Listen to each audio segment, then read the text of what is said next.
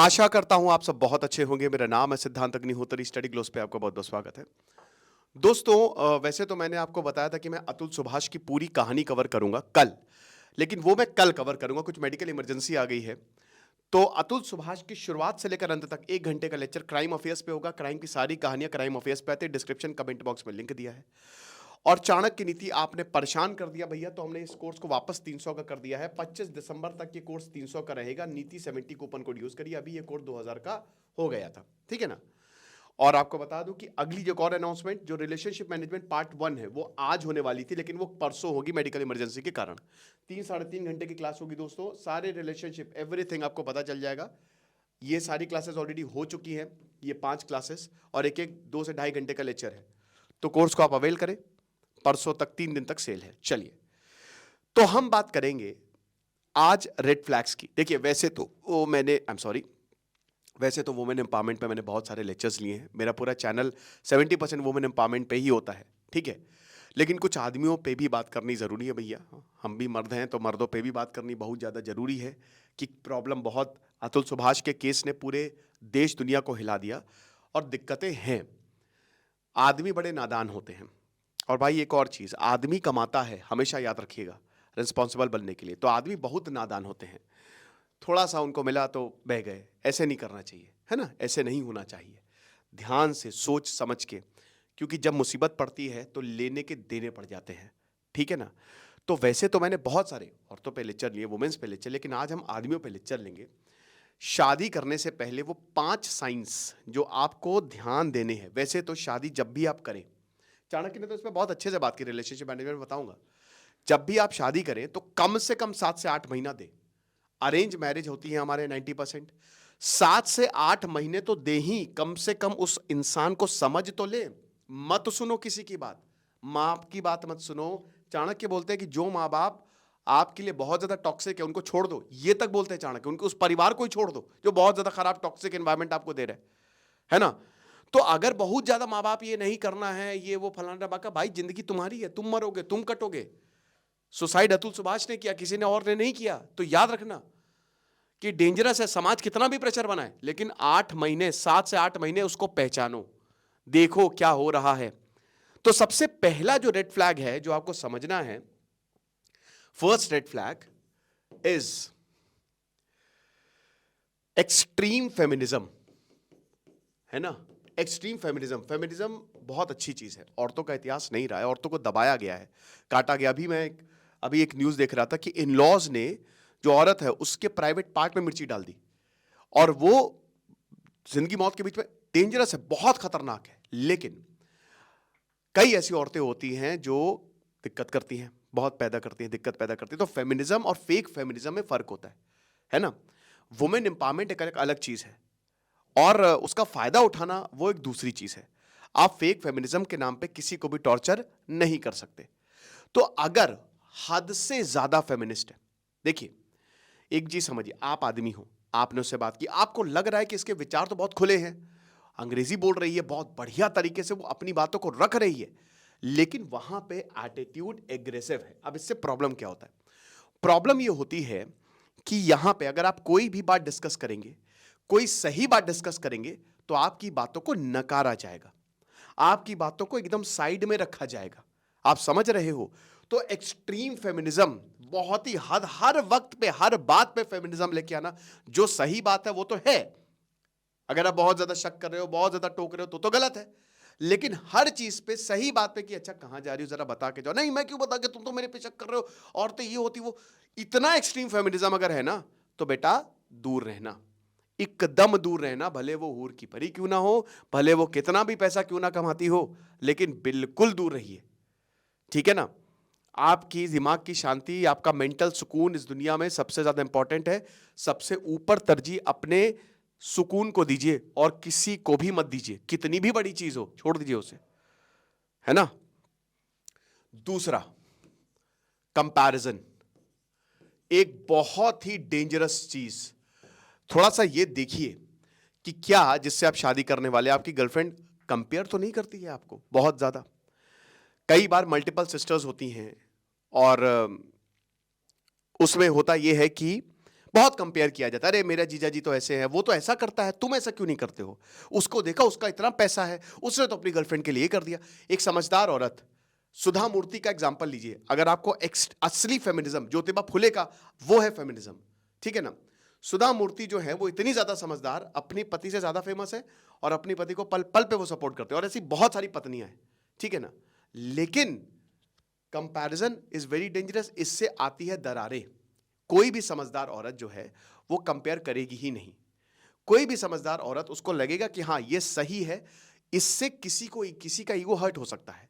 भाई देखिए, वैसे भी मेल ईगो बड़ा फ्रेजाइल होता है, और दूसरी प्रॉब्लम ये है, चाहे कोई भी हो, औरत भी हो, कोई भी हो, कंपेयर तो करना ही नहीं चाहिए ना। आप अपने ऊपर लेके देखिए, इधर दिल टूट जाता है जब आप जिससे प्यार करते हो ना, और उसके बाद अगर वो किसी से कंपेयर कर दे तो खत्म हो जाता है आदमी, मर जाता है वो, कहता है यार उड़ गए हम तो लुट गए, कहां आ गए हम, है ना।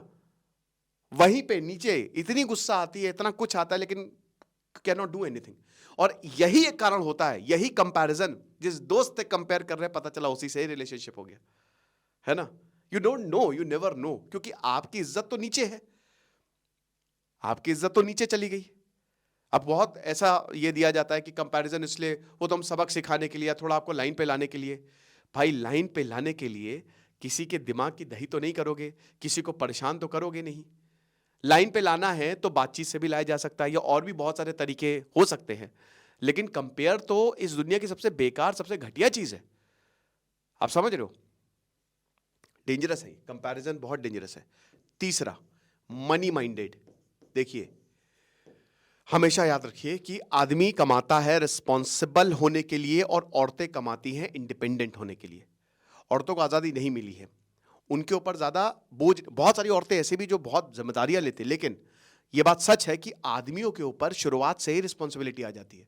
वो सबसे पहले अपने माँ बाप का सोचेगा, उसके बाद अपनी पत्नी का सोचेगा, अपने बच्चों का सोचेगा, फिर समाज का भी सोच के चलना है उसको, रिश्तेदारों का भी सोच के चलना है, दोस्तों का भी सोच के चलना है, और आखिरी में वो अपने बारे में सोचेगा। और इन सबके बाद तुमने हमारे लिए किया ही किया है, ये उसको सुनने को मिलता है।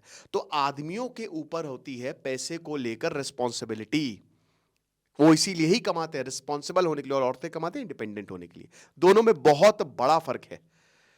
शायद औरत काफी खर्चा कर दे, अपनी शॉपिंग पे काफी खर्चा कर दे, या कहीं पे भी पार्टी में ज्यादा खर्चा कर दे, कहीं पे घूमने ट्रिप, लेकिन आदमी नहीं करेंगे। आदमी पहले सोचेंगे कि नहीं यार, पिताजी को नए कपड़े, माता जी को नए कपड़े दिलाने हैं, पिताजी के लिए भी बहुत कुछ करना है, मकान में बहुत अभी इंप्रूवमेंट चाहिए, ईएमआई भी जा रही है। तो ये सारी चीज़ें आदमी सोचते हैं, रिस्पॉन्सिबिलिटी उनके पास बहुत होती है।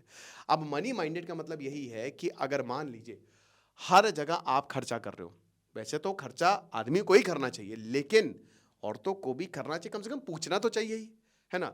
लेकिन अगर आपने जरा सा कुछ पैसे देने को बोला, ये टेस्ट करिए, आप दीजिए नहीं, बहुत ऑफेंड हो गया, अरे नहीं ये वो फलाना डबक, एकदम क्या, नहीं नहीं मैं कैसे दे सकती हूं, बिग रेड फ्लैग, है ना।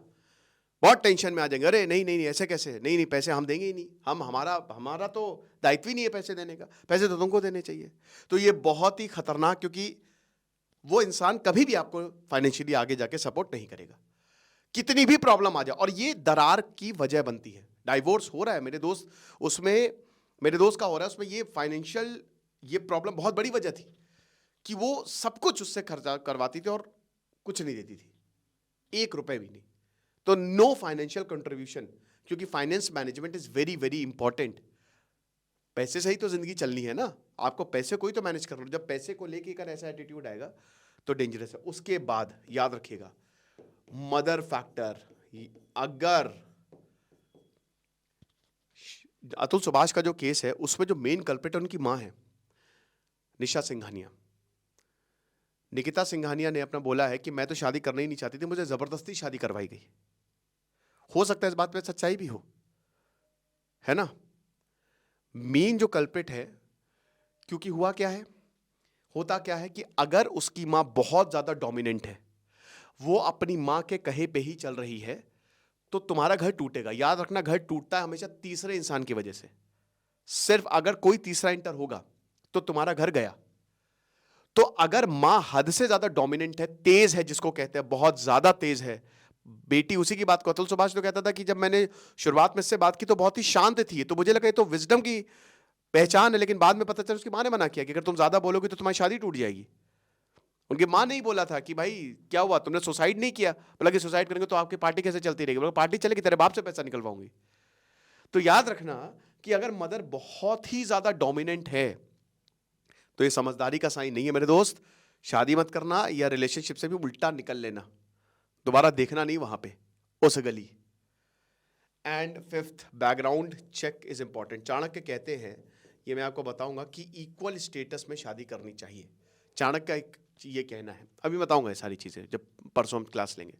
तो बैकग्राउंड इज वेरी इंपॉर्टेंट। परिवार का बैकग्राउंड कैसा है, मदर का बैकग्राउंड कैसा है, फादर का बैकग्राउंड कैसा है, ठीक है ना? तो ये भी एक बहुत ही, इसको अच्छे से देख ले।